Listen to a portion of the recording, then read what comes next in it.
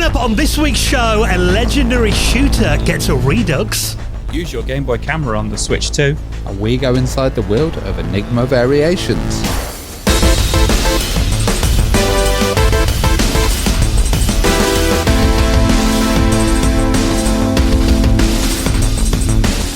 And the Retro Hour podcast is brought to you each and every week with our amazing sponsor, our friends at Bitmap Books. Now, one of my favourite books they've done in recent years, it actually is in stock right now, Game Boy, the Box Art Collection. Now, maybe you're an old school Game Boy fan, or maybe discovering the wonders of Nintendo's million-selling portable system for the very first time. This is a celebration of the finest cover artwork for Nintendo's monochrome Marvel, covering all the big games on there: Mario, Zelda, Donkey Kong, Metroid, Mega Man, Castlevania, and some obscure classics that you may have forgotten about as well, weighing in at more than 370 pages. If you love the Game Boy, check it out and the rest of their retro gaming collection at bitmapbooks.com.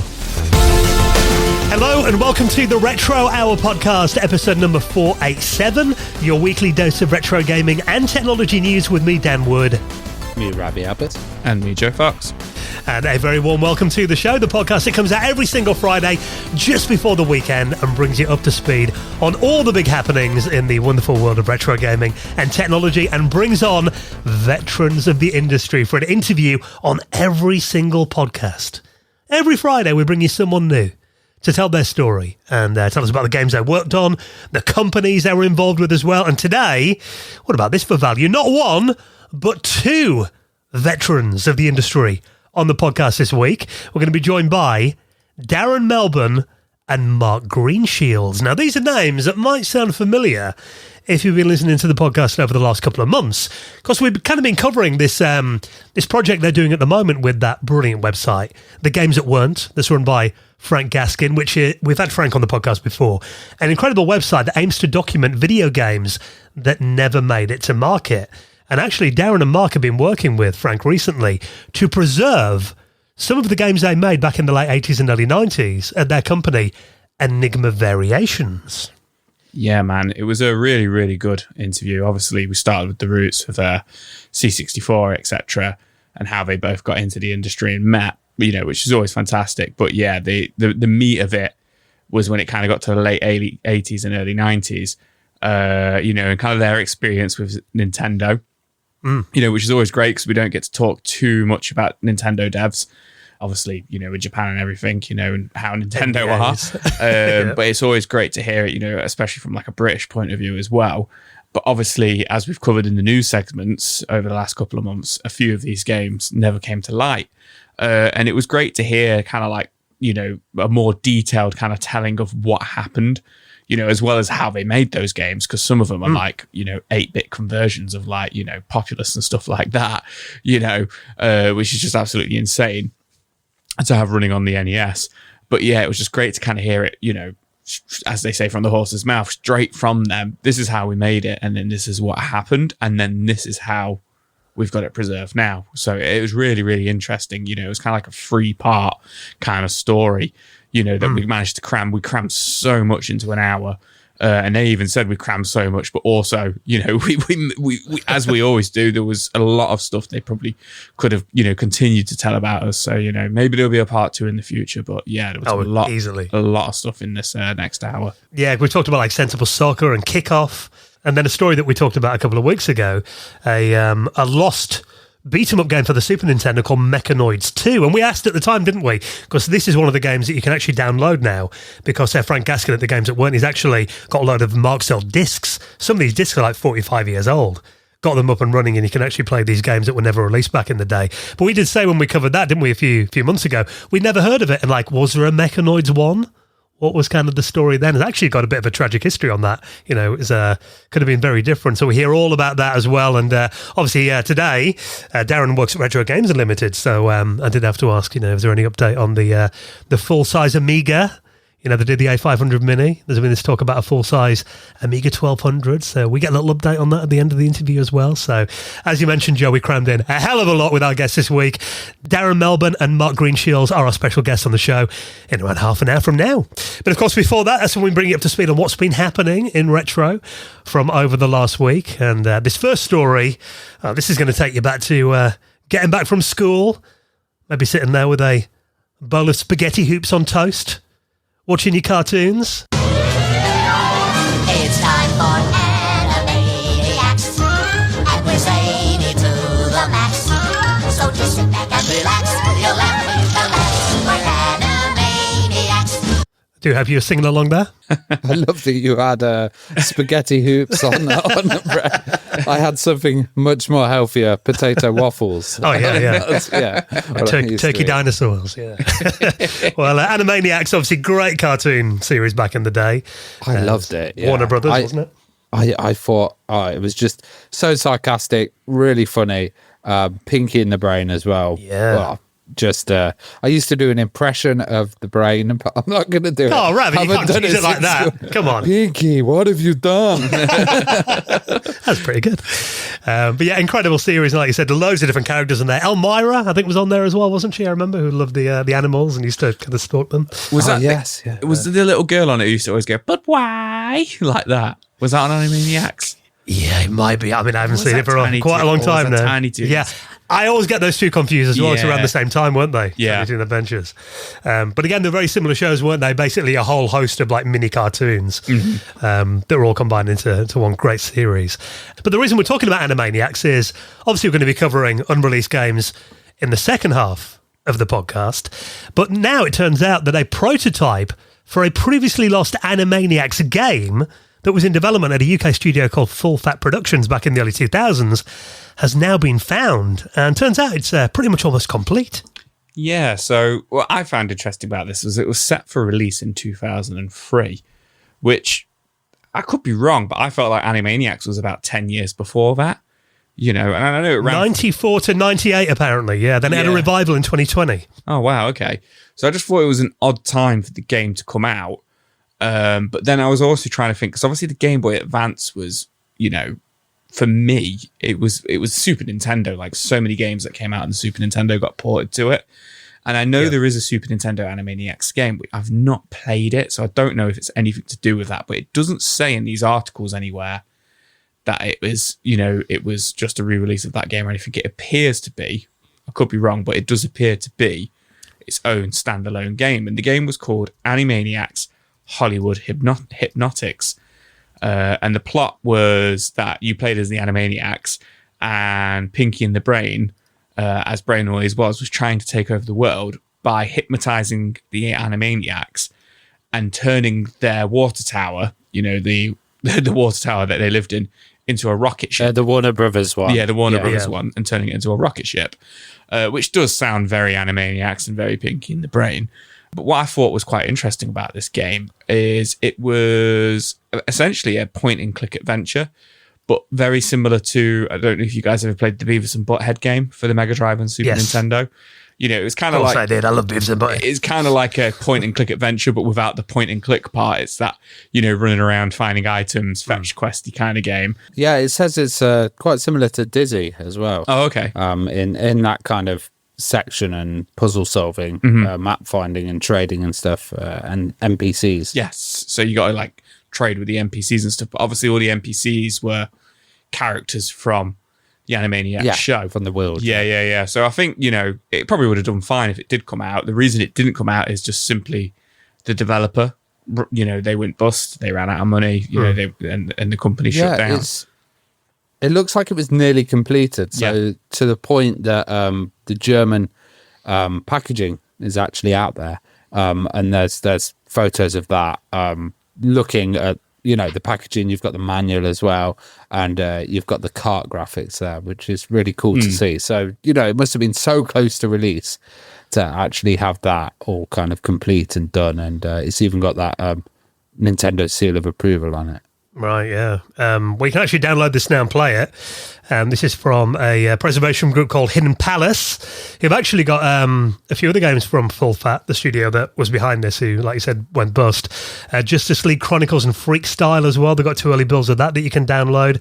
And one of their team, Mr. Pinball 64, got hold of this prototype of the Animaniacs Game Boy game, and you can actually download it from the Hidden Palace website now as well if you want to play it, if you've got an EverDrive or play it via emulation. So, yeah, I mean, obviously we're going to cover more about this kind of preservation efforts in the second half of the podcast, but I also think it's amazing when, these kind of long-lost games are uncovered, and obviously today, you can just download them and play them on flashcards and stuff. So I think it's very cool that they, like you said, a lot of effort probably went into this. The fact that they were that close to releasing it must be kind of heartbreaking when you put all your time and effort into it and all that money and it never sees the light of day. So even if they're not earning cash off it, 25 years later, the fact that people can still enjoy it, I think is a really good thing. So, looking at this little gameplay video that you can watch, about 20 minutes long. Looks graphically really nice, I think, doesn't it? Yeah. It looks like a polished Super Nintendo game. That's how I always saw the Game Boy Advance. But yeah, it looks really nice. Yeah, so when you get hold of that is available for download now. So I'll put a link in this week's show notes. Now, a game that I think is definitely a bit more up your street, Ravi. I'm going to be talking about Postal. I know we did an episode about Postal, didn't we, back in the day? Yes, we had Vince Desi, the producer of Postal, on. And it's a really interesting game, very controversial, very 90s. One of the original kind of like shock shooter titles, very black trench coaty and very satirical as well. Postal 1 was a bit grim in today's standards. Postal 2 is a lot more fun, a lot more comedy based, and actually out of the series I think that is the one that people played the most, and it looks like it's going to get a redux. Yeah, so I did read that. I mean, I must admit I'm not a huge Postal fan. I've kind of played it in more recent years. I have read that Postal 2 is kind of where the series peaked, and it kind of fell off a bit after that. After that, it fell off. It went to different studios, and I think every Postal after that has been a bit of a disappointment, really, especially for Postal fans. So they are bringing back the highlight of the series, and Postal 2, getting a redux. Apparently not in production yet, but they're going to be starting a crowdfunding campaign, and that's going to be starting which I would definitely back, because this is one thing I've wanted for a long time. They have a lot of add-on packs, and there's a lot of multiplayer was always good on that. It's going to be interesting seeing a redux, because it is one of those, Half-Life, when they did that had such a feel of the kind of that era. Postal kind of has a feel of the engines running, the way that people react to you in the street when you're doing stuff. The city's really a living city, and it's got that free roam first person shooter element as well as puzzles. It's going to be interesting to see how they censor it, if it does get censored. Oh, they can't, surely. With modern standards, I think they can't with Postal, can they? They've got to go fully out, and there is some stuff that is very, very questionable nowadays, involving race and stuff like that. So we will see. But it looks like they're going to have high-res textures, dynamic lighting, as well, and a zero load streaming world, which is really good actually, because as you'd enter different sections of the map on Postal, they would load, so you get your loading screens, and it would kind of slow down progress if you're on like a rampage and stuff. Having that one world is going to be more exciting when you've got the police chasing after you, and people trying to shoot you. Of course, it's going to have all the mad stuff that you had. One of my favorite ones was the cat gun, where you had a cat on the end of the machine gun and you'd fire it and it'd be like meow meow meow meow meow. That was pretty cool.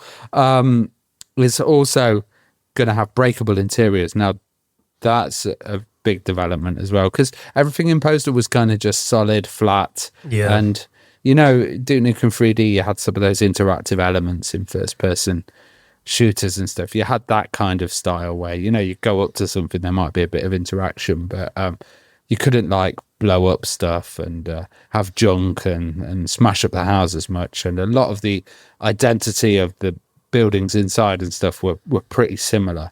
I think they're going to have to stick to the same map, though, if they're really doing a Redux, because it's legendary. Well, apparently it's going to be a fully reimagined Paradise, they're saying.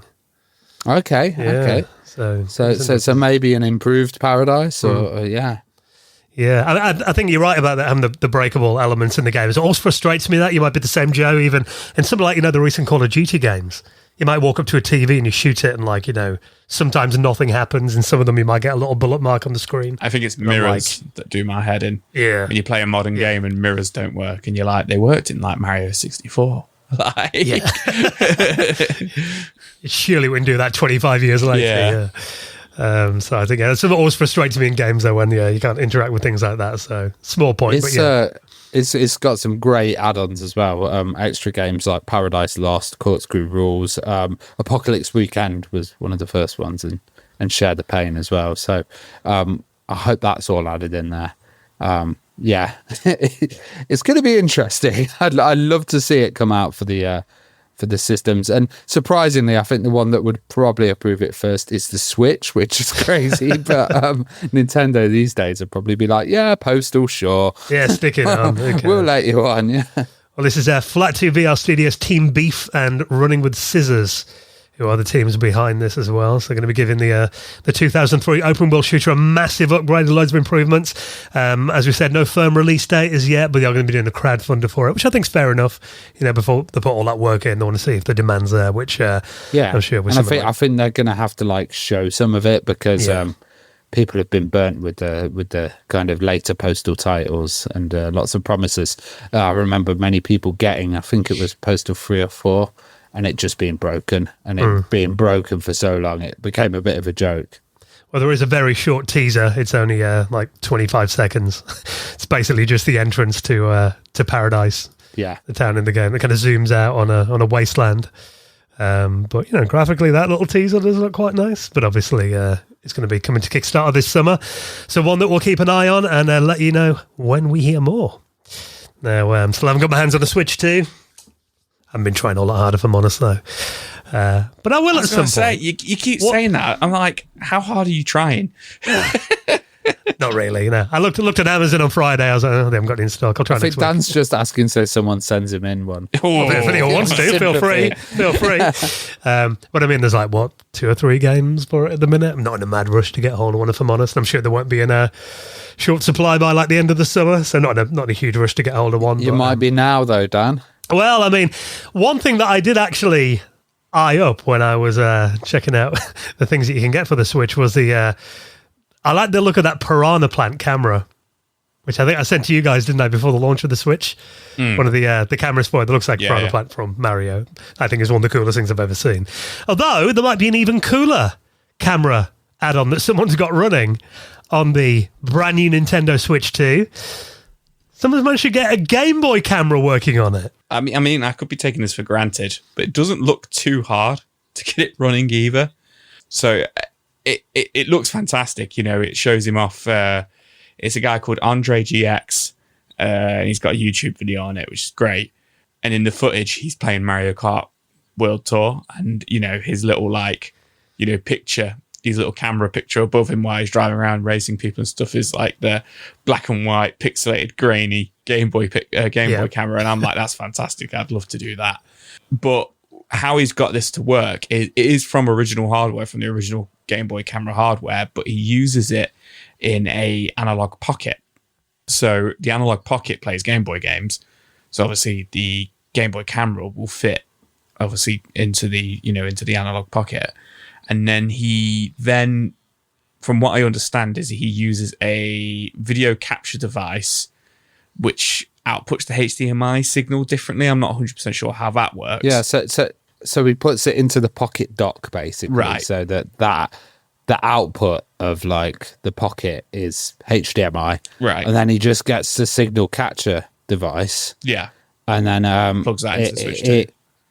Plugs that into the Switch 2, and that basically detects it as a camera. So in theory, I guess you could do this with anything that had a HDMI output, but having that kind of Game Boy camera and the Nintendo connection is pretty cool.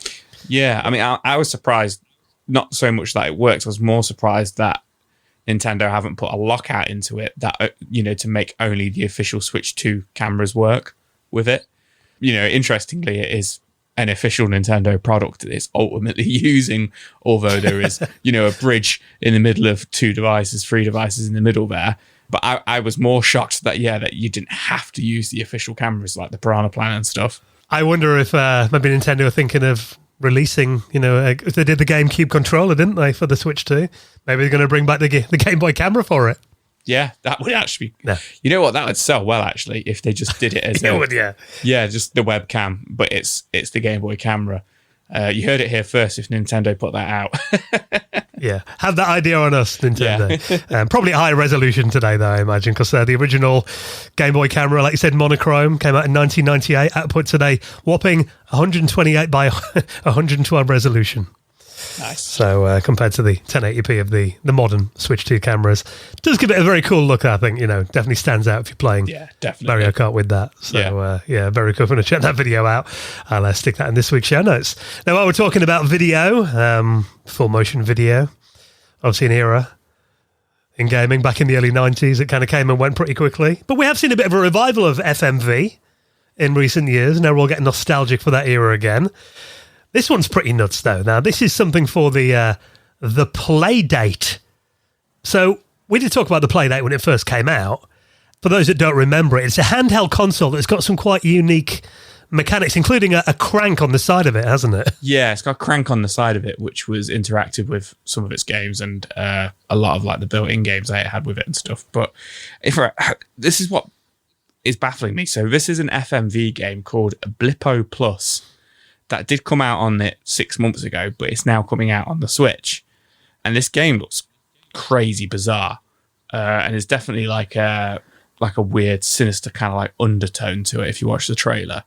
But what I don't understand is, and I could be wrong with the Playdate, but did the Playdate only have like 8-bit graphics or black and white graphics? It was monochrome, yeah. It was monochrome system. And it was an FMV game for that. But how it worked on that was it released like an episode a week. And what Blippo Plus is, how do I describe it? It's an FMV game where you can switch between the channels of the game. And that's what it's going to be.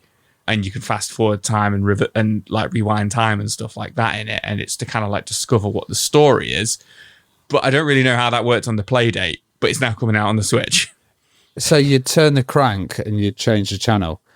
Basically skipping through it. But then there's stuff like hidden data within the program guide, messaging systems as well, messages that are hidden within certain sections of it. There's like a theme that runs throughout the whole kind of TV show and what's going on in that crazy, weird sci-fi looking world. And you basically find out what's going to happen in this world. And I think it's kind of like an investigative game, but very much in a channel flipping way, which looks amazing. To be honest, I think this is really unique, and all of it looks like it's been done through like a CRT filter. There's so many like bit of VHS logos. Effect on it as well, isn't it? Yeah, VHS effect. It's not an effect. It was all filmed that way. It was filmed on original analog. Nice. Oh, beautiful. Yeah. So the game, the whole thing of it as well with the Blippo Plus was all of it was filmed on 80s and 90s TV studio equipment. And so none of it's filters. The news looks mental in it. There's music videos as well. I really want to play this. This just looks like the bonkers, most weird kind of title out there, to be honest. One thing that's insane to me, though, is so I was kind of looking at, like you said, how this worked on the Playdate. And yeah, there is, if you go to blippo.plus, which is the official website, they're calling it 1-bit television. So basically, they down-resed it into monochrome on there. But what's nuts is that they basically made like a week's worth of television programs for this. Yeah. So they've actually filmed. It's like 11-week live-action TV shows, loads of different genres, soap operas, chat shows. So they've actually made all these programs.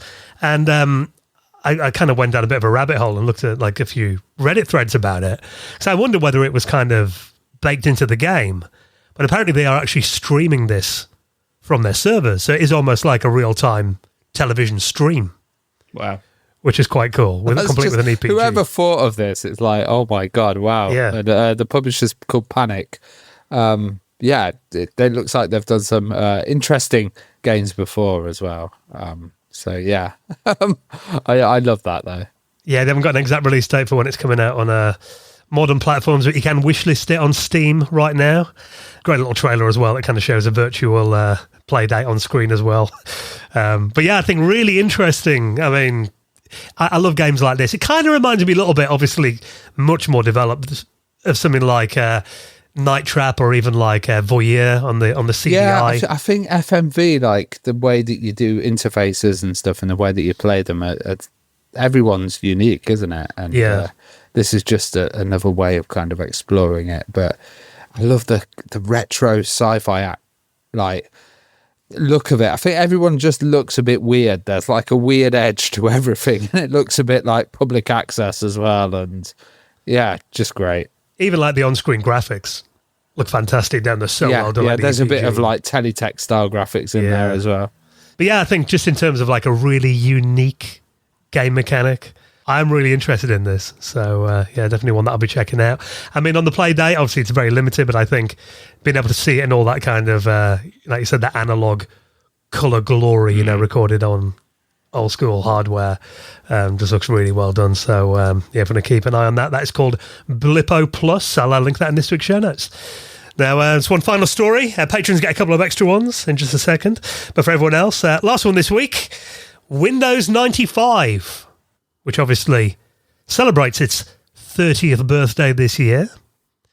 One of the biggest operating system releases of all time. Maybe getting a bit nostalgic for it now that it has been 30 years, thinking, wouldn't mind reliving my Windows 95 days. Well, someone's got it running on hardware that you may very well have set up in your gaming den. It's been running on the PlayStation 2.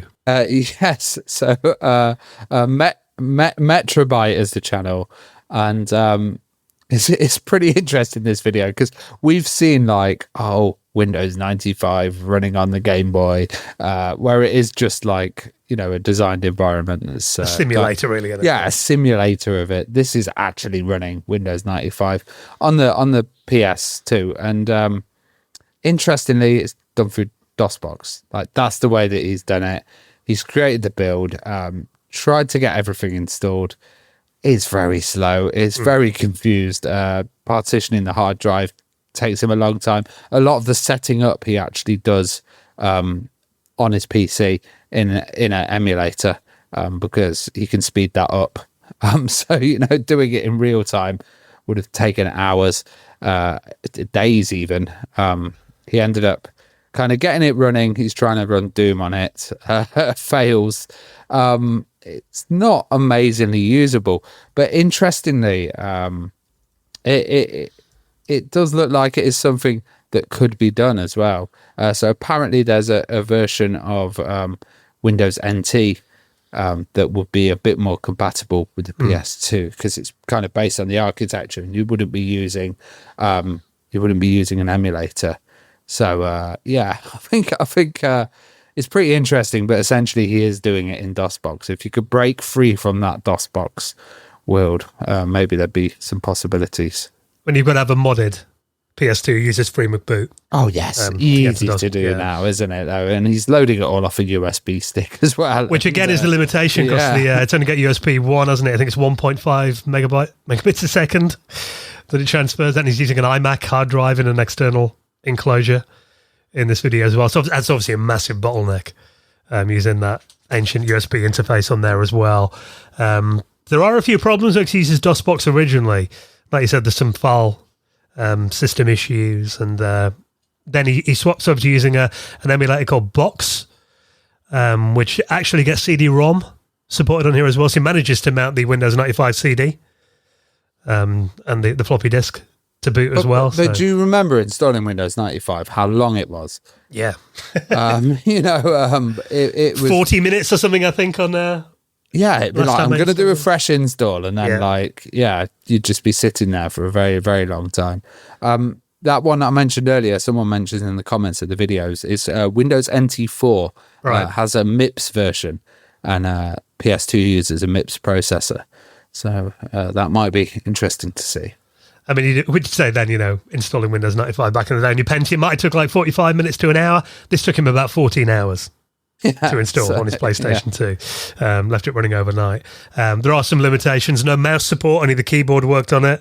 The UI, I mean, if you watch his video, really, really slow moving. He did actually manage to get an image in Paint, save like a blank image using the keyboard shortcuts only. So navigating Windows 95 using a keyboard plugged into the PS2. As you said, he did try to get Doom running on it. And I mean, it runs Windows 95 very poorly. Not practical to run gaming or anything like that. It's just a bit of novelty though, isn't it? Often the things we cover on this podcast are, there's no real reason to do it. Just cool that you can. Yeah, I love videos like this. Silly kind of exploration ones, you know.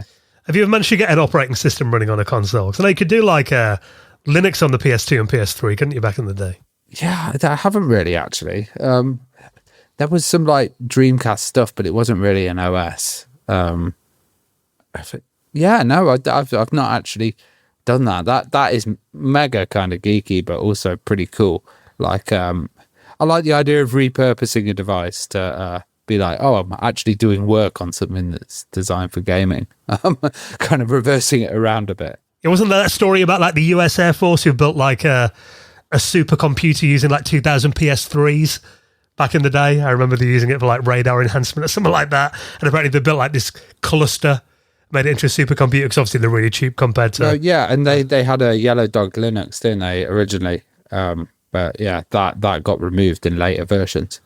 Yeah, so, but no one was running Windows 95 on the PlayStation until now. So if you want to check that video out, I put it in all the rest of the show notes on your podcast app, or you can head through to the website at theretrohour.com. Now, for patrons, we do have a couple of extra news stories on the way for you in just a second. And other great patrons hang out at the weekend as well. We do these at the end of every month. Awesome. Yeah, I really loved it. Yeah. Thanks for all the new people that turned up as well. And it was quite nice as well, because not everybody has a camera on there as well. But, even if you haven't got a camera, you can get involved in the conversation. Yeah, now these are something that we do at the end of every month. If you haven't joined us for one before, if you join our Patreon right now, which really is the lifeblood of this podcast, helps us keep the lights on, helps us bring you these interviews every week, brings our podcast out every Friday, helps pay for all our servers, all our editing software, everything really. So we hugely appreciate your support. It's crazy. We put some pictures out recently of the kind of inception of the idea of the Retro Hour when, we came up with it. 10 years ago this week. 10 years ago this week out in the Netherlands. And, I think without our patrons and our listeners and, supporters, we wouldn't be here, all this time later having wonderful interviews.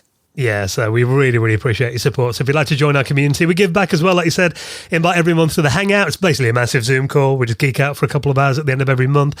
New episode of our patrons-only Gold Members and Above podcast, The After Hours, is live now by the time this podcast comes out, where we talk about our technology firsts. That was a fun chat. And you get the normal podcast ad-free, a few extra stories each week as well. But really, just to support the show, make sure we can keep bringing it out every week. All the details to join our wonderful patrons community are at theretrohour.com. Okay, well, thank you for checking out the news this week. We'll update you again next Friday. And next, we're going to be joined by two incredible guests this week, going inside the world of Enigma Variations with our guests Darren Melbourne and Mark Greenshields. They're next on the Retro Hour podcast.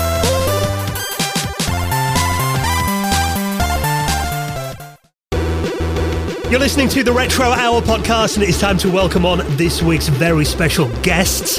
Now, today we have got two guests who are going to give us some really interesting stories, I'm sure, of starting back in the 80s on platforms like the Commodore 64 and the Spectrum, going into console development as well, companies like Enigma Variations, and preserving forgotten cancelled games, and lots more as well with our guests this week. Let's welcome to the show Darren Melbourne and Mark Greenshields. How's it going, guys? Yeah, good. Thank you for having us on. Yeah, appreciate you having us on. Should be a good hour. Appreciate you taking some time to come on and do a bit of reminiscing with us. Now, there is one question that we always like to start the podcast with, just to kind of get a bit of background on our guests and find out kind of where it all came from for you guys. So we'll start with you, Darren. I mean, do you remember what initially got you into gaming? What was kind of your earliest gaming memory? My earliest gaming memory was playing Pong in 1972, which I would say I was 4 years old, and it was the one and only time my dad could beat me at a video game. So I remember we were at a holiday park in Devon, and Pong was a very new thing, and we came across it, and I was sitting on his knee, and I was obsessed with it from that point onwards. It really was. That was a seminal moment in my life. I can still quite clearly remember that Pong machine, where it was, everything about that room with the Pong machine in it. So my gaming history, my love of gaming goes back to that point.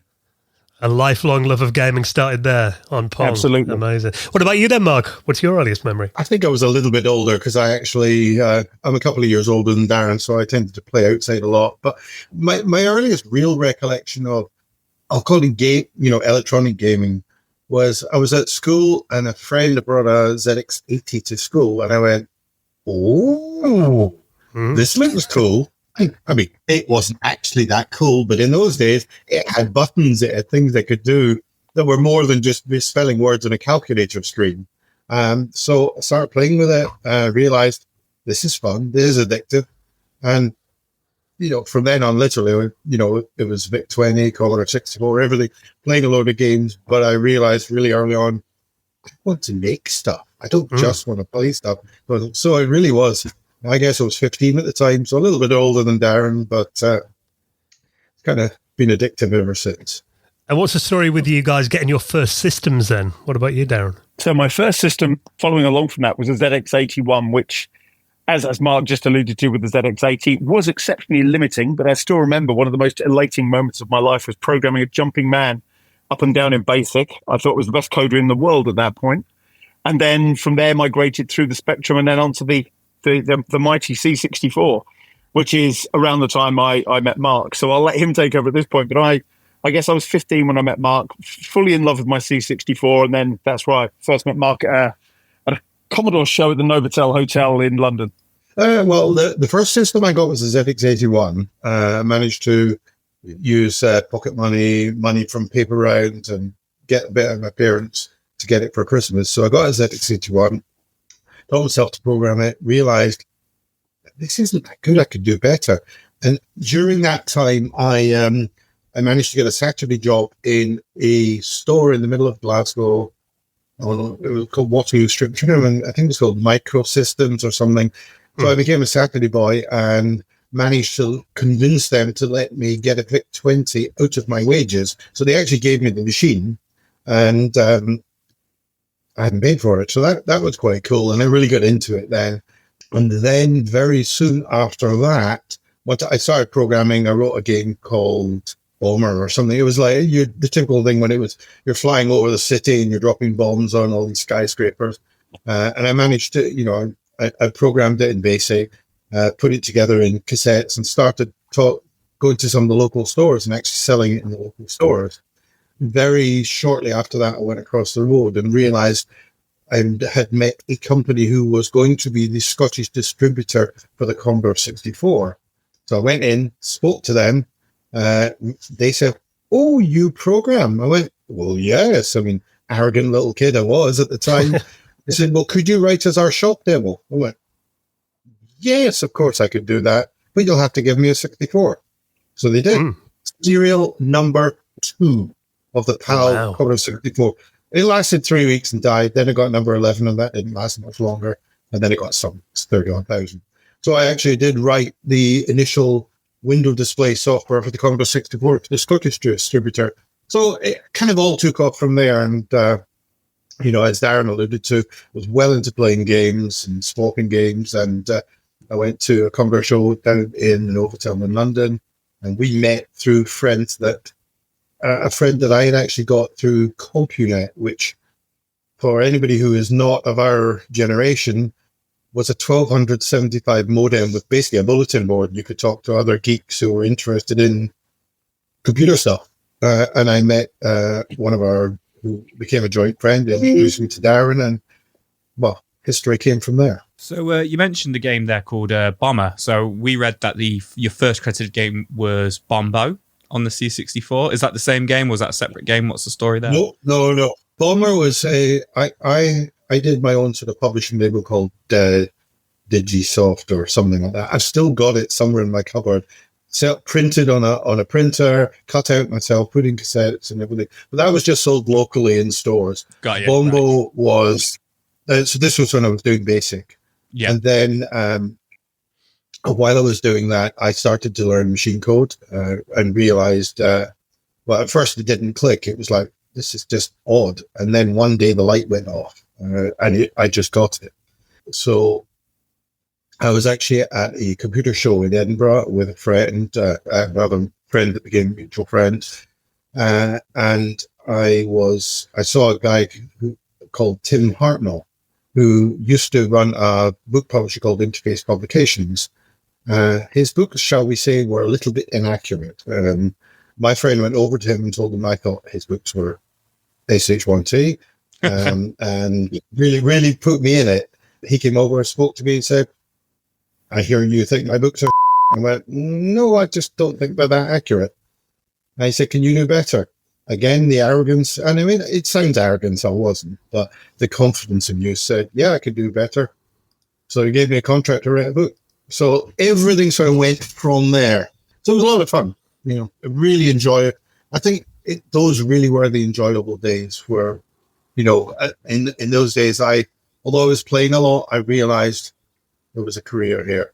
I think Darren, he'll come on to himself in a second, but for him, it was more games at the beginning, and then his light went on and he realized the direction he was really good at. So it was all fun. And, you know, given the fact we're talking in the 80s, you know, and we're so passionate about it now, you know, it says a lot about not only the environment and the sort of encouragement that we had with the groups of people we knew, but just, I guess, the 64 and what we now call the retro scene. That's why we're still talking about it 30, 40 years later.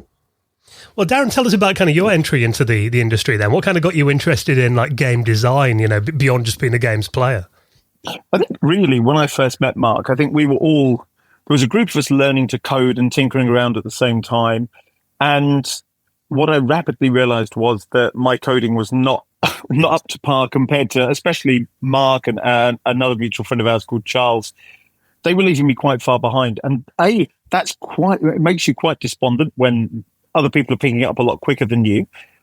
And B, I just didn't really have an eye for coding. As Mark said, a light went on one day and he understood 6502 and the structure of code. I didn't follow the same path. Whilst I could understand the structure and I could technically get it, my coding ability let me down. What I was good at, however, was interpreting ideas in my head onto paper and helping people build the game. So I think for me, it fairly much came around that my friends went on to be the coders in our groups. Some of them, Ned Langman went on to be an artist that we all grew up with of great repute and still working. In fact, he works still at Antstream to this day. And I kind of by default took over production and design from that point onwards. Well, what was your first company then? Was that Paranoid Software, the first company you guys set up? It was. I mean, it was the first official company myself, Mark, and Ned Langman set up together. I mean, prior to that, we were working on individual games. We were testing Bombo with Mark, and we were always up at Firebird with all the guys up there, Colin Freeze, Joe Bonar. We were helping them game test games up there as well. And I think it was being in that environment. Bearing in mind, I was 16 years of age, bumbling around through Telecomsoft and Firebird and everywhere else at that time, helping them game test, meeting up with Rob Hubbard and people like that for the first time. And there was just a buzz. There was something about the industry that was very young at that time, but we just knew then that it was going to be something big and it's something we wanted to be a part of. And what can you tell us about Split Personalities? Because that was your next game after Bombo. Did you learn a lot from doing Bombo? What was the story there?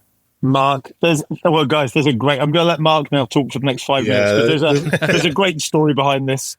Yeah, there is a bit of a story in this one. I guess it was 85. I'd been trying to do university and college and everything else. Realized I wasn't cut out for designing microprocessors. So, and I got in touch with Domark they were in Warple Road, I think it was in Wimbledon. And, they needed a programmer to write James Bond games. That was a lot more interesting than, designing microprocessors and doing some of the weird maths that they do in that. So I ended up jacking it in, taking a job, moving to London, much to the chagrin of my parents. They were horrified at that. But why don't you get a proper job? Well, this is cool. So I did that and moved down there, started coding. I think it was Live and Let Die. I can't remember, but it was the one. And was enjoying that. And then Mark Strawn, who was the joint CEO of Domark, said, we've got this game, it was called Splitting Imaging at the time. We want to do it in the Commodore 64. Would you like to do it? And I went, yeah, sure, I can do that. I'll do it in the evenings, blah, blah, blah, blah. So we agreed a timeline and all that sort of stuff, and I started writing again. I'd been working on it for perhaps a week when he came back with a smile like a Cheshire cat going, I've got it into Boots. We've got a really good deal with Boots. It's got to be there on, I can't remember the day, the 23rd or whatever it was. We went, oh, that's cool. And, it was going to be the 30th. I was a week earlier. I can manage it. He said, this month? I mean, what do you mean this month? He said, yeah, we've signed a contract. It's going to be there in 3 weeks. I go, I've been working on this game for like 3 days.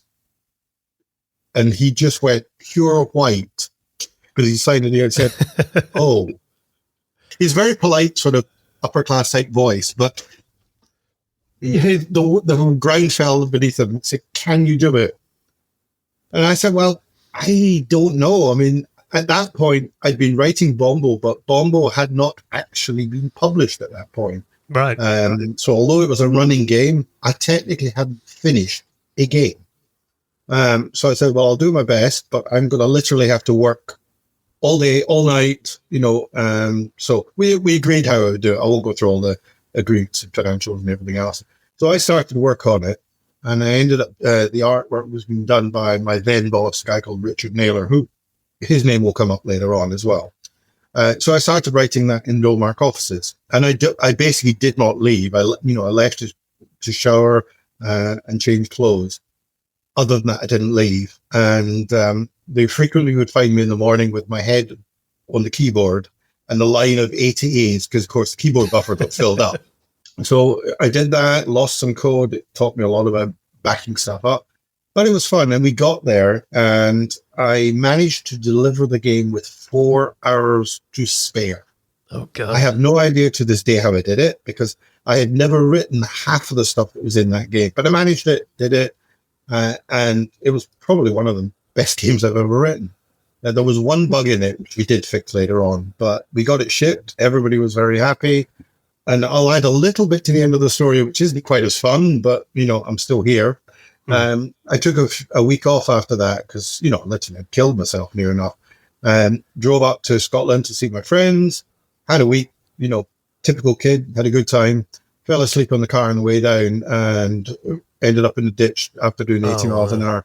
Probably should have died. I missed every truck, every car, and every road sign, and that was it. But so that was my early days into crunch mode, which is one of the reasons why I'm not a huge fan of crunch nowadays. But it's still a story I tell to this day, and it's. I'm glad I did the game because the game was great. I mean, Darren was around; he was playing it a bit. And we got David Whittaker to do the music. It was just a really fun game. Mark, you shouldn't leave out as an example of what crunch mode is like when you woke up in the middle of the day and had an argument about what time it was. I had no idea where I was, mate. I believe didn't you come down at 2 PM claiming it was 2 AM and couldn't work out why it was sunny outside? Yeah. Then again, time didn't matter. It was like if I was awake, I had to be typing.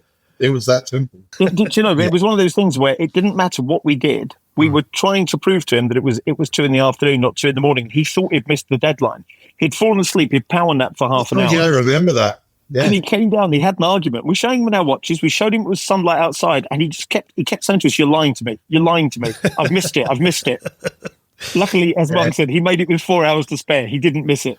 Yeah, lack of sleep can do funny things to the brain, can't it? Absolutely. Oh, absolutely. I mean, sleep deprivation to the extreme. Could never do it now, but I mean, I'm glad I did it. It's one of those things where if ever in the future of my career, I said to anybody, I'm sorry, guys, we've got to do a bit of crunch.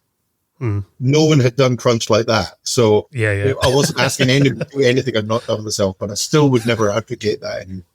It was the game reviewed well as well after that, and obviously, good. I think we got a Zap Sizzler, was it, or whatever their top CMVG thing was. hit apparently, So we were well chuffed with that. Let's look at the journey from Paranoid Software to launching Enigma Variations. Then, how did that go? Then, what was the journey between the two companies? Obviously, Darren and Ned, we did a couple of games. We did some stuff with Nexus, and we were doing well. But I mean, let's be really honest. We were kids. I think I was probably maturing a little quicker, but we were kids. We were having a great time. We were a bunch of buddies building video games. You can't get much better than that. But I kind of started wanting to earn money. And I got called up to do a job. So we did Paranoid. We did a couple of things. We had some fun stories that we will never admit on air, but we just had a good time. But we delivered games. But then my ex-boss from Domark, he moved up to a company in Harrogate called Cascade Games, which I think it was called the Cascade 50 or something, like 50 rubbishy games for £10 or £5, whatever. And they had the license to 19 from Paul Hardcastle, which was the song about, I think it was the Vietnam War. And he called me up going, we've got a problem. We've got to ship this game. And our programmers are way behind. We just can't do it. Can you help? So I drove up to Harrogate, had a look, said, yeah, I can do it. In fact, I can do... There was more than half the game left, and they had 4 programmers on it. I said, I'll do the rest of it, no problem at all. So they agreed. We signed a deal. So I started doing it. And I ended up, moving up. I was living, I think, in Croydon at the time. So Harrogate, much, much nicer part of the world. So I moved up and carried on writing. Within a month, Cascade went bankrupt. And they went through administration and they tried to squeeze everybody out. So ultimately, I still finished the game. I got paid for it but at that time. But at that point, I thought maybe we should set something up. So I talked to Richard, who was my boss at the time, who obviously he'd lost his job as well, and said, let's set a developer up. So we thought it was a good idea. And I'll give Richard the due. He came up with the name of Enigma Variations, which obviously came from Elgar's music. I hadn't heard of it. And then I went, I like that name. So the name started. And we started at the beginning of December 1988 in a rented office in North Park Road in middle of Harrogate. And we went from there. So that's how Enigma started. How did you get involved, Darren? And I know you're working on licensing deals, weren't you, initially? So how I became involved was in the late 80s when Mark was setting up Enigma Variations, I became the first employee of a new publisher called The Sales Curve. So I was still down in London. And then I worked at The Sales Curve for just over a year. I then jumped and went to Pantheon Software, which was a couple of friends of ours, Andrew Bowen and Mike Green, who were just a couple of guys jobbing, looking for work, scrabbling around to get contracts. I had built up quite a good network of people at that point, so managed to turn up on Mike Montgomery's doorstep one day and said, we can put Speedball onto a C64, no problems at all. So I was doing that kind of thing. And then Mark, when he was traveling, he was coming down to London quite a lot, would just stay with us over in Bromley, in southeast London. And the more Mark was coming down, he was saying, look, mate, you should just move up and work with us at Enigma. You should just come up with us. So I went up for a weekend, had a look around, found a beautiful place called Knaresborough in North Yorkshire, went back to London on the Monday and said, I'm moving to Knaresborough. And within 3 months, I'd packed up and gone. And that was it. I moved up from that point on and decided I'd just go and work at Enigma with Mark. And was it hard getting the deals for licensed titles in those early days then, Darren? Do you know what? Back in those early days, it was the Wild West. It was easy. Mark, tell me if I'm wrong here. And again, I won't say this openly on air. I don't think it's perhaps a touch unfair, but back then, the amounts we were paying for licensed titles and things like Hanna-Barbera characters, Warner Brothers characters, I'm talking single-digit thousands. It was incredibly easy. It was there was one licensing agent in London. It was much easier than it is today, where it's grown up and developed into a real competitive, high stakes business. Back then, it was very simple. Yeah. Do you think it was just they didn't understand video games as like a kind of something that would be popular then? Yeah, it wasn't even a hobby. It was just one of those things that parents thought, it's a passing fad. So, yeah, I mean, as Darren said, it wasn't that difficult to pick up. We picked up a lot of contracts, things like the Lion King and other big brands. Well, that's Mark. To be fair, that was slightly later, and I think slightly later, but I suppose earlier on, we started.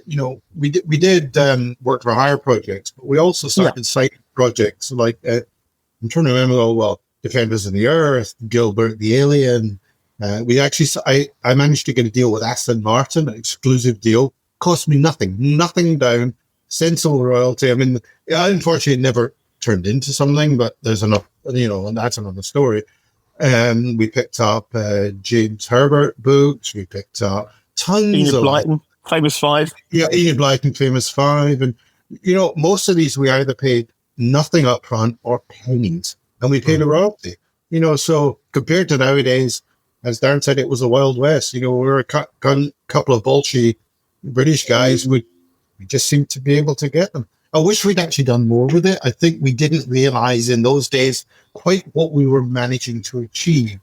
I guess the ignorance of youth or whatever you want to call it. But it was so fun. I think that's a fair comment, Mark. I think back then we figured that everybody would be doing the same thing, and it transpires when you look back on it that they weren't. I mean, I think we were the first licensee of Hanna-Barbera in certainly in the UK, but maybe even in Europe, working with their licensing agent Yaffa.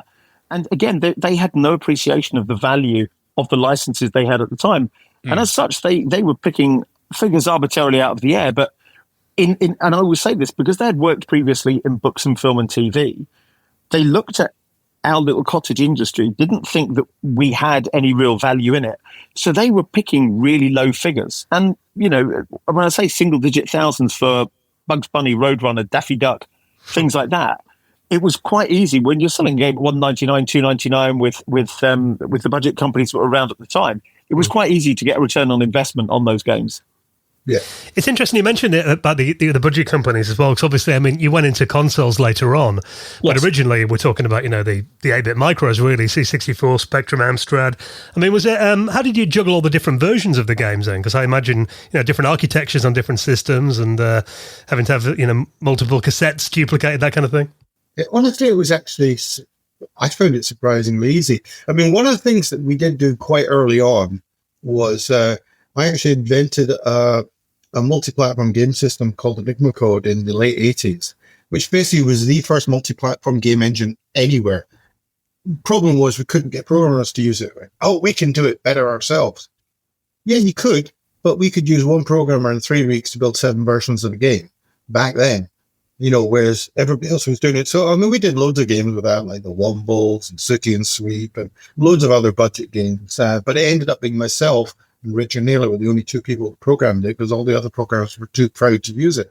But that was one of the things. But mostly, it wasn't like it is now. So we tended to, you'd have a programmer who knew, say, the Spectrum and the Amstrad, one who knew the Commodore 64, maybe sometimes the BBC, and then later on the Amiga, the ST, and things like that. So it was just teams. I just don't recall it being difficult. It was just something you did. So you mentioned the Wombles there, and Bugs Bunny, Wile E. Coyote, etc. Lots of big licenses. Obviously, a very big British license. There was Thomas the Tank Engine and Postman Pat. What do you guys remember about working on those titles? Never wanting to hear the Postman Pat song and tune ever again. No, I am joking, but when you hear that bloody black and white cat the whole time for months on end, they were just fun. I mean, yeah, they were kids stuff, but we enjoyed it. I think we created good games in general. I mean, there was a couple of serious thinkers we wrote, or I did, but they were fun games. And, they were cool licenses. Yeah, they were kids stuff, but nobody else was doing it. So it was great fun. We really enjoyed it. I think Darren would definitely attest to a lot of that. Yeah, no, it was a great period of time, to be fair. I mean, you turn out a game design in 2 days. That included maps, that would include enemies, aliens, patterns, front end, back end. You'd turn that out in 2 days. Within 6 weeks to 8 weeks, you'd have a game finished and you'd be on to the next one. It's certainly different from latter experiences where moving on to console, things would take 6 months and then a year and then 2 years. All of a sudden, you're into 5-year development cycles. So it was certainly more fun in that regard. Yeah, we'd often go, to get a publisher deal, we'd go have a meeting and arrange a deal there and then, instead of months of negotiation. And that was great. There was some downsides, though, mostly down to our waistline, because we spent most of our time in an office eating food and working. So that was a definite downside of it. But again, I wouldn't swap what we did for the world. I don't think. We talked about those different platforms that you released titles on. One interesting platform. You're one of the largest publishers for the Sam Coupe. We were the largest, Yeah. What was the story there then, and why? What did you think of that machine? Oh, Mark, I mean, the Sam was really your baby. It was your concept. You and Richard decided to back the Sam Coupe. Yeah, I was more skeptical at the outset, and it proved to be hugely profitable for us. So it was a great move on behalf of you guys. Yeah, basically, Richard and I met, I can't remember the name, but the founders who created Sam. Miles Gordon Technologies. Yeah, that's right. Miles Gordon Technologies. So they were somewhere in Wales. We went down and we met them, and nice guys. And we decided we would start writing stuff for it. They pretty quickly, from what I recall, I think this was before we actually published anything, they went bust. And then they sort of tried to come back to life. So we ended up, instead of working and writing games for them, we thought, you know what? Why don't we set up basically a club, for want of a better description, for people who have bought this computer so we can supply games for it. So we created a mail order club. So we did do some retail games, but most of it was sold by mail order. And we did become the biggest publisher in the world on that platform. Now, granted, we are talking small, but we did Defend It as the Earth. We did a load of really cool titles. And, we'd come into the offices, Darren will remember, and every morning the postman was arriving, pretty much swearing, lifting bags, and I mean big sacks full of mail. And these mail had checks in it or cash, people ordering games. It was wonderful. I mean, for a bunch of kids who'd grown up building games, it was fantastic. And we'd go to London, we'd do shows, we'd sell them over the counter. It was just a great time.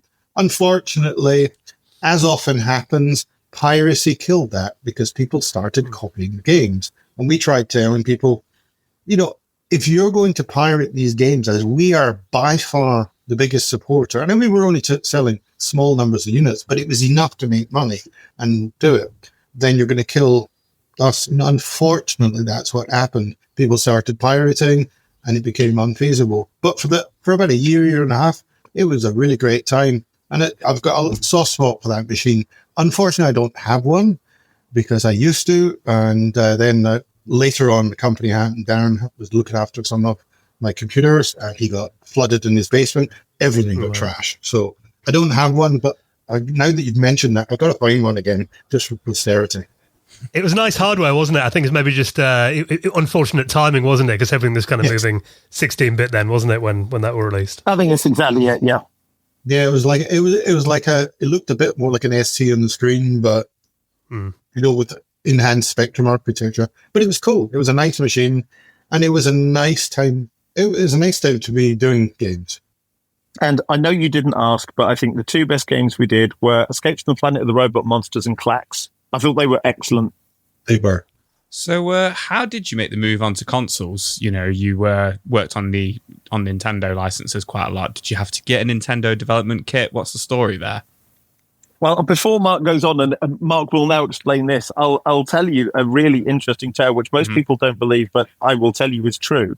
So when we were still at Paranoid Software and we're going into the late 1987, early 1988, Mark and I were sat in the office one night. I think we'd had a few ciders and a bit of pizza.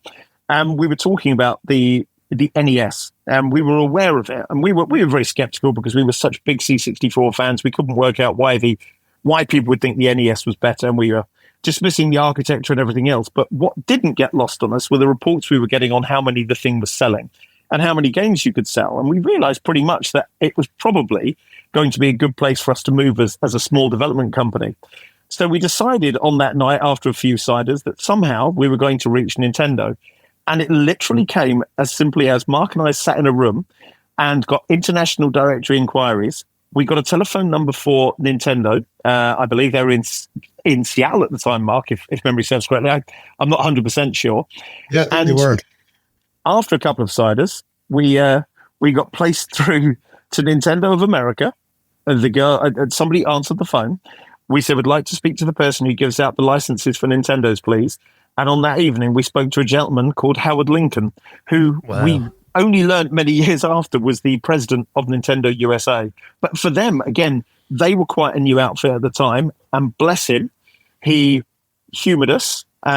He said to us that they weren't giving licenses out. We said, well, we know people over here are developing it for it. And he said, yeah, they've gone and bought kits and they've disassembled it. I invite you to do the same.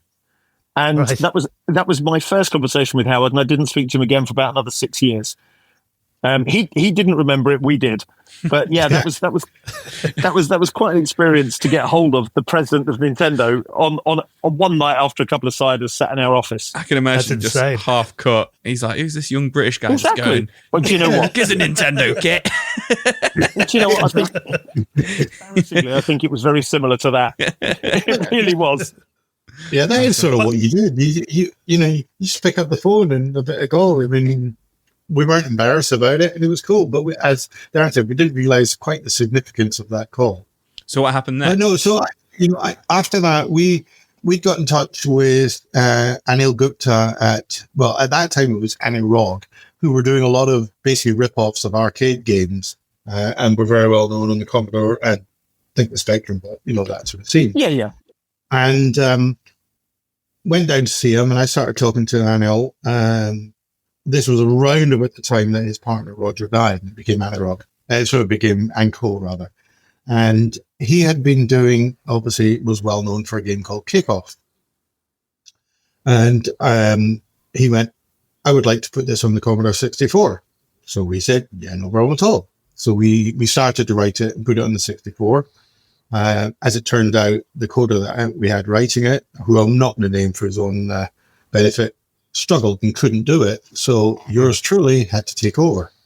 Just as we were starting to do that, Anil gave me a call and said, I've got a deal with a company called Imagineer in Japan. We want to put it onto the 8-bit Nintendo. Could you help me?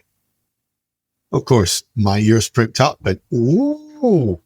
So the only problem was the only documentation he had was in Japanese. I don't speak Japanese. I don't read Japanese, but I can read programming. So I taught myself how to program the machine, had it running on the machine pretty quickly, and we carried on. Ended up actually traveling to Tokyo many, many times. And there's a bit of a funny story there. So this was really the start of getting into console. And I was, the game was nearly done. It was crashing, couldn't fix it. He flew me out to Tokyo. I spent a few days with supposedly their best programmer, and we were trying to figure out this bug. And 3 days after being there, and you can imagine I was tired, I was typing something because we couldn't figure out this bug. I knew it was something to do with the interrupt, but I didn't know exactly what. So I typed something on the screen, and this Japanese guy who didn't speak any English typed an answer in English. And I went, type back, you can read English? He went, yes, I can read and write English. I just can't speak it. So FaceTime time. So I asked him my question, and he went, oh yeah, you've got to do this before that. I went, okay, change the code. There we go, job done. Turned out, for anybody who's techie, you have the IRC interrupt and the NMI interrupt, which I think I've got the words right, given that over 40 years since I did it. The NMI would take precedence over the IRC, but I was depending on the other way around, and that's what crashed it. So we fixed it, got it out published, carried on doing, and from then on, Darren and I realized that really consoles were the future. I mean, but obviously by this time, things at 64 and that were dying down. They were still around, but we thought we'd get into console, and we started discovering, the DS, Game Boy, and just the list went on from there. But we were still doing computers as well, the Amiga, the ST, and everything else. It just became another platform. And quite honestly, that's all we were. They were just another platform, another way of doing a game. Well, we have been covering on the podcast over the last couple of months, really, this incredible preservation effort you've been doing with the games that weren't, which we'll talk more about that soon, because I think that's really interesting. But kind of going back to when it happened, so I know you were working on an NES version of Sensible Soccer. What was kind of the story there, and why didn't it eventually get released, that version? With most of these things, it was we ran into a lot of, we would be commissioned to do something towards the end of a machine's life cycle, and whilst the development got signed off, people were invested in making the game. What ended up happening 6 months later when you finished the game or came close to finishing the game is the sales team would then turn around and say, actually, we don't think we can sell that anymore. The Super Nintendo's taken over. We can only sell 10,000 units, not the 40,000 we thought we could. At which point, your development, no matter how good it is or how far along it is, will just get canned. And that happened to us on repeated on multiple occasions. Many games. Because that version, by the looks of it, was pretty much finished, was it then? It was, yeah. We were in final bug testing. Yeah, it was in final. I mean, I think they published the Game Boy, but for some reason, the NES version, the NES just decided never to be published. So I was just saying the reason for that is that the Super Nintendo had usurped the NES within the home market, but the Game Boy has still stood alone as the best portable gaming device. Yeah. Mm-hmm. Yeah, so it was a terrible shame. It's not the first time, and it won't be the last time that sort of thing happens, where you write something that's just exceptionally good. I mean, could I have done a better job? Yes, I think I could, though it wasn't perfect. But given the timeline we had, it was pretty decent. But, it is what it is. Mark, another one that, had the similar fate was Populous for the NES as well, which was another surprise find. How did you approach converting a God Sim to 8-bit? So at that time, we had two different development teams on that because we had a really tight time schedule. In fact, we were first approached to do it, and we were like, we're not altogether sure we can do this. And we alluded to a guy called Andrew Bowen who worked for us earlier on in the conversation. And Andrew said, actually, I can do it. I'll do a line-for-line conversion, which sounds insane when you're talking about taking a 68,000 game and putting it onto a humble NES. But he was sure he could do a line-for-line conversion that would work in a speed that would make the game playable.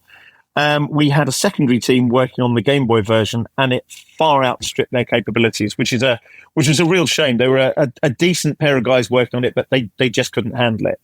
And just when we thought we were going to have to go back to Imagineer and say, well, look, we can't do the Game Boy one, Andrew then turned around and said, well, actually, I can do them both. I can code them concurrently, which we then thought was completely insane. But he went ahead and proved us wrong and coded them, one in Z80 and one in a variation of 6502. And he proved us wrong. He wrote them both, which was quite astonishing. The problem we had there was that there was an expectation within Imagineer and to some degree Bullfrog, but obviously Bullfrog were developers. They understood a machine's limitations far better, I think, than the publisher did. I think there was an expectation that they were going to get a full-color Amiga-style game when, of course, that was never going to happen on the NES. What we were doing with the screen manipulation was so difficult. It was always going to run in a far less on-screen colors and resolution and worked in a smaller window. And I think they were quite disappointed at first. And then Peter Molyneux played it. We took it down to him. He suggested some tweaks. And then he signed off on it and said, "This is excellent. The guys have done the best job they can possibly do on this platform," which was a great endorsement from Peter. And sadly, again, we fell prey to the fact that the game had sold incredibly well on the Super Nintendo. It was doing great business. They didn't believe they could sell anything like they needed to on the NES, and the game was canned. It went ahead on the Game Boy. It was the best reviewed Game Boy game we ever did. I mean, and I think Lion King gave it a run for its money, but Populous was the highest reviewed Game Boy game we ever did. And unfortunately, the NES version was doomed never to be released until recently. Good old Frank found the code again. Yeah, we'll definitely get into that because that's a really interesting story. Just while we're on this era as well, though, because I mean, you're doing various different platforms at the time. I mean, and then Mark, you also did the DOS port of Turrican 2. So what was it like kind of converting an Amiga Classic to MS-DOS? I'd forgotten about that. Yeah, I'd forgotten about it too. Honestly, it was code. I mean, anything, a lot of people say, oh, how do you manage to do it on a platform? We didn't. And I think that was one of the things that we had. We didn't have any fear. It was just like, well, let's just give it a go, basically. And usually one of the things that I think helped me as a coder was a few of the guys that we worked with as well. There was no such thing as this is impossible. It's like, how can we find a way?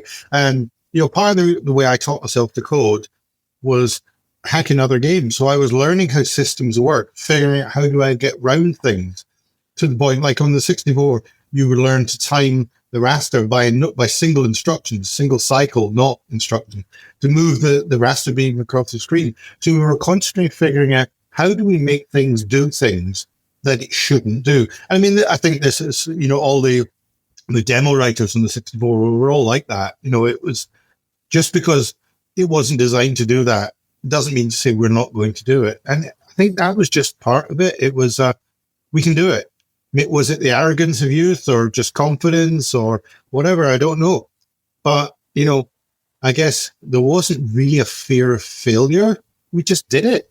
And most of the time it worked. So I can't give you any reason. I mean, I remember going over to Germany with Darren. We had a long chat. I can't even remember the guy's name who wrote it, but yeah, that I do remember. I'm trying to remember the programmer's name. There's Manfred Trenz and Julian Egebrecht. Yeah, Manfred. I still do Julian to this day. Yeah, Julian did the audio, but it was Manfred, I think was the coder, wasn't he? Manfred was the code of the Amiga version. Yeah. So you've mentioned a few times the Lion King for the NES that you guys did. Oh, yeah. The Lion King, really, really famous. Well, it was a really, really famous movie, really, really famous game. Classically, the 16-bit versions of those games are incredibly difficult, and the story goes, it's because Disney wanted people to rent the game for longer. They didn't want to complete it in a weekend.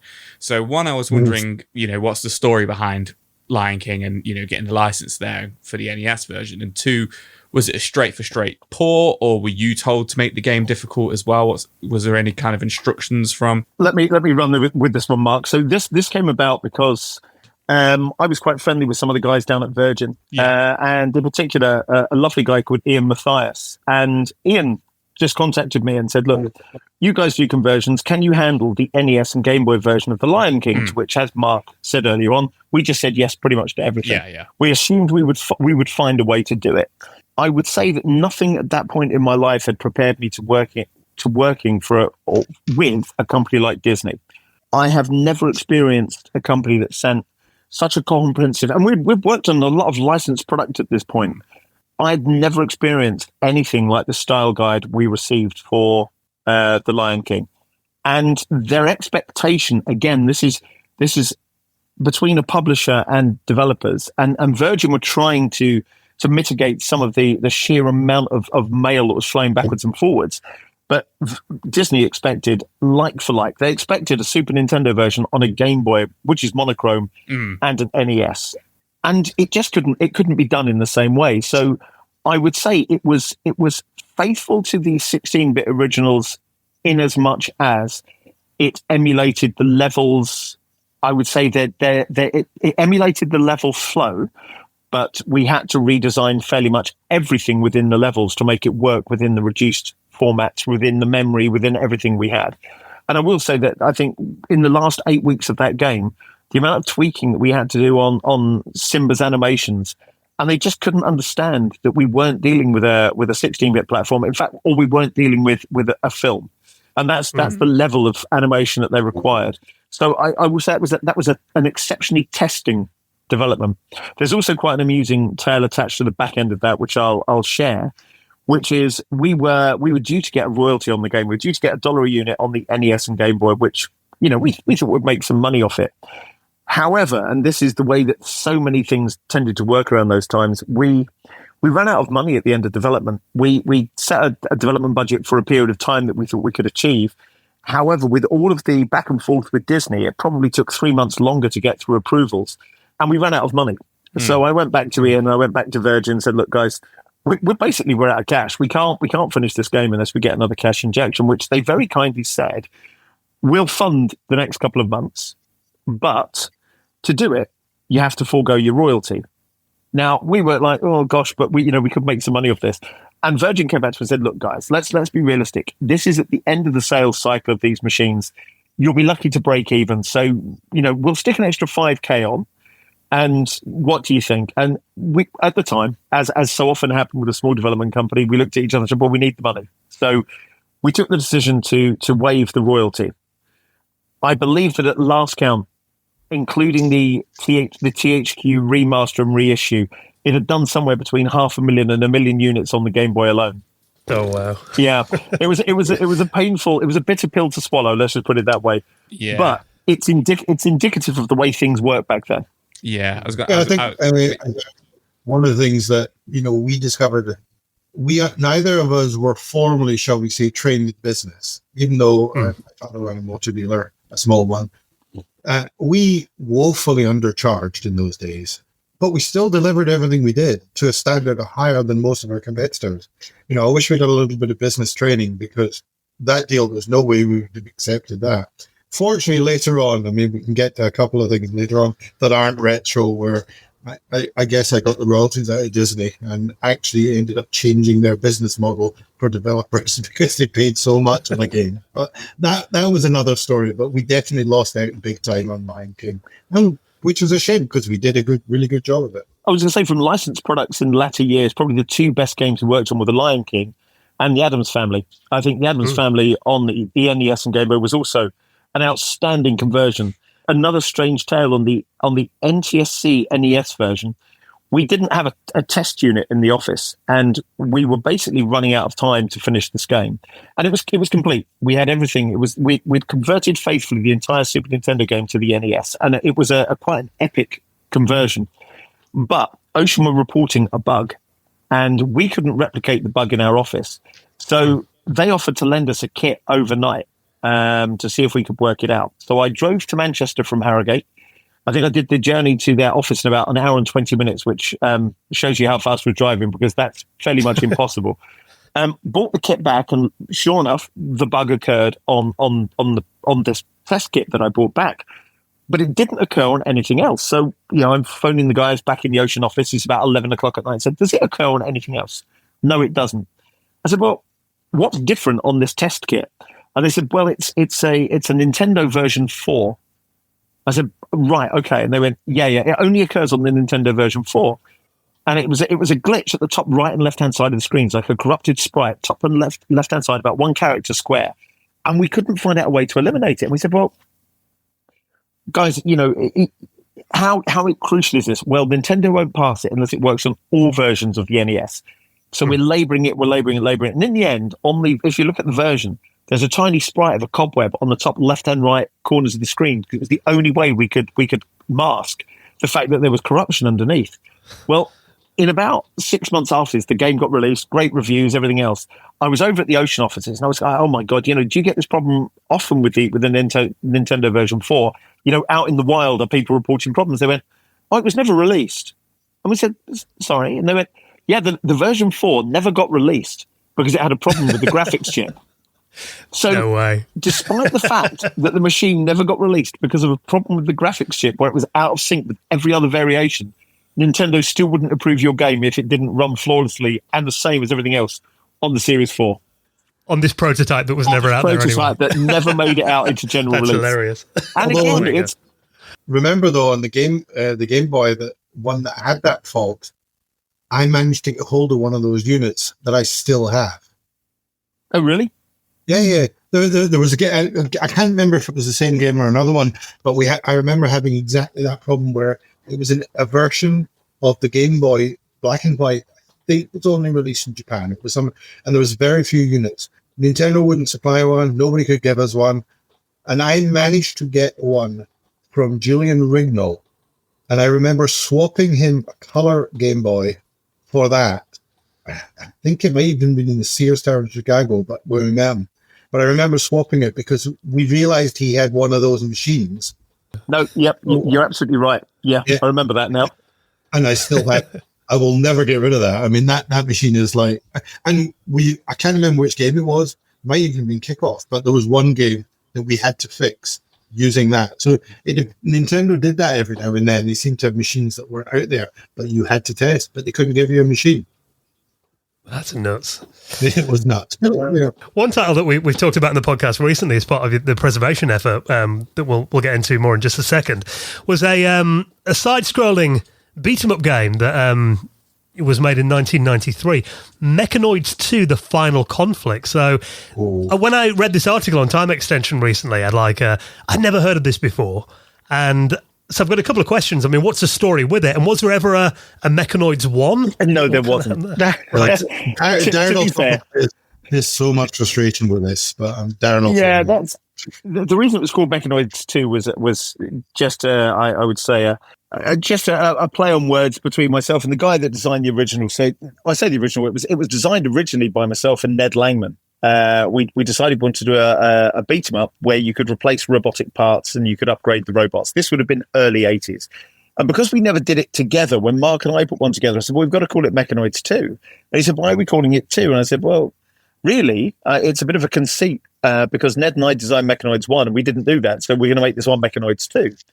And it was going swimmingly well. It was a lovely demo we put together, and it was due to be signed to Imagineer.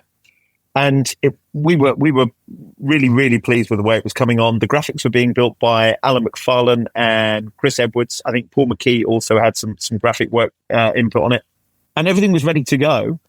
And then we ran into the Populous problem. And I'll refer to the Populous problem. We were working with a third party. When Mark says about Anil Gupta and Anko, all of our development work with Imagineer pretty much was via Anko. He was their distribution partner in Europe. And he took they took all of his games into Japan. So we didn't have direct contact with Imagineer. We had a direct contact with Anko.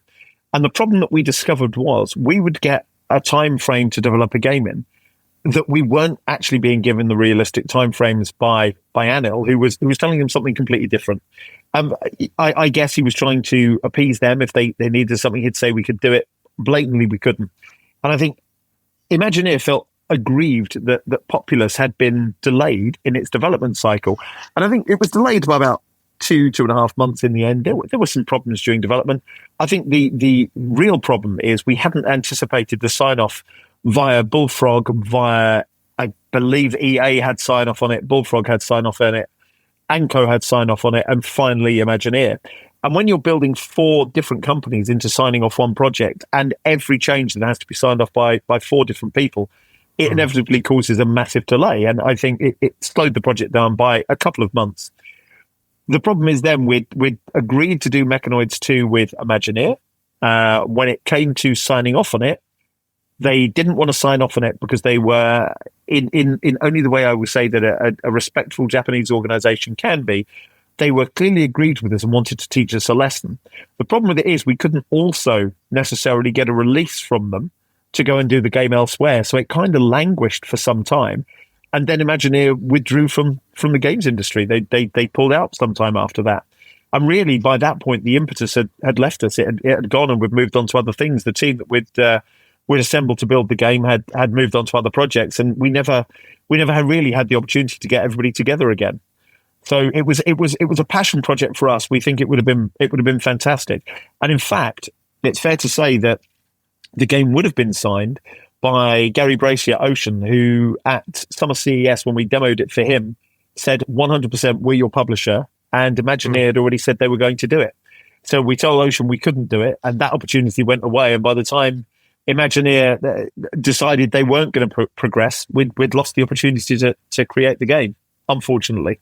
I mean, it's a shame. I mean, I love my belt scrolling beat 'em up, so it's a shame that these things happen. But then I guess this segues very nicely into my next question. Is obviously these games have been popping up all over, kind of like retro gaming scene recently and in the news. Something we cover a lot on the podcast as well in our news section. So obviously a lot of these games have been preserved recently by the fantastic guys at the games that weren't. How did that come about? How did Frank Gaskin get his hands on the old dev discs? Did he just call you guys up? What's the story there? How's that come about? To be fair, I've known Frank for a number of years, and I've always been impressed by what Frank and his team do. And some years back, I'd sent Frank all of my 1541 discs, and he'd uncovered this 66 Sputnik demo on my discs, and he was absolutely over the moon because he thought it was lost forever.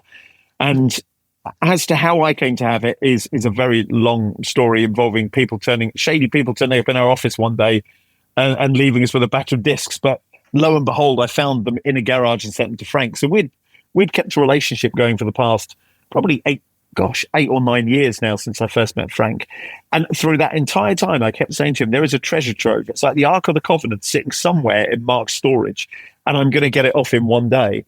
And I've been bugging Mark for a long time, but this stuff is obviously, it's not his priority. I think it's fair to say, Mark. And I can only thank you for the fact that you actually had the good sense to back this up and preserve it in a place where the weather didn't degrade it, and it was still in one piece. And I really made it a bit of a mission to keep bugging Mark over the past couple of years, to the point that our assistant, Sophie, who works quite closely with me, she's one of the production assistants at Retro Games Limited, had a rule that she would hassle Mark every 2 days from this point onwards, she would message Mark every 2 days until he finally brought the discs over, which seemed to work because he managed to. I think Mark got frustrated and bored with constantly being chased, and bless him, dug them all out, and they're all in good shape, and basically passed them all on to Frank. And again, Mark, I can only thank the lucky stars that you kept everything. Yeah, luckily, I mean, a lot of this stems from, I think I mentioned earlier on, I think this was when I was writing split personalities. Obviously, on those days, you wrote everything on a cassette tape and then on disc. And I remember losing, I think it was like a week's worth of work. It may not have been that game, but it was around that era. And of course, being self-employed, no one was paying me to redo that work. So I had to redo it in my own time. And that taught me a massive lesson of backup, and many more copies of backups. So anybody that's worked with me since, I'm constantly ripping their ears to back up. And if they get one warning, and then I get really quite pissy about it.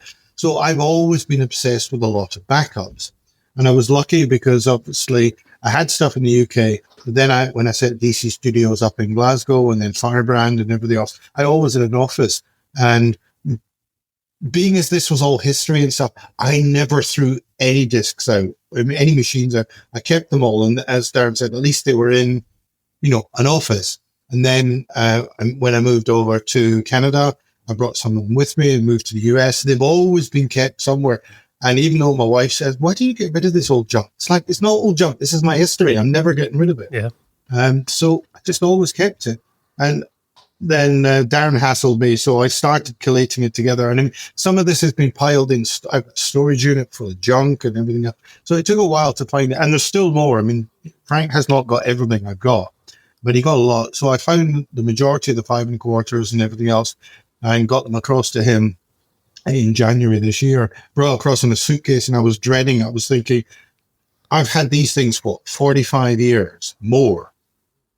What if the airline loses the suitcase? So I did put a few in my hand luggage, but I was, I had air tags in there to track it. Luckily, they all arrived and they were all fine. So I gave them to Frank, and I didn't think he would get that much off them. And most of them, the guy's a star because it's a lot of work to get this stuff off.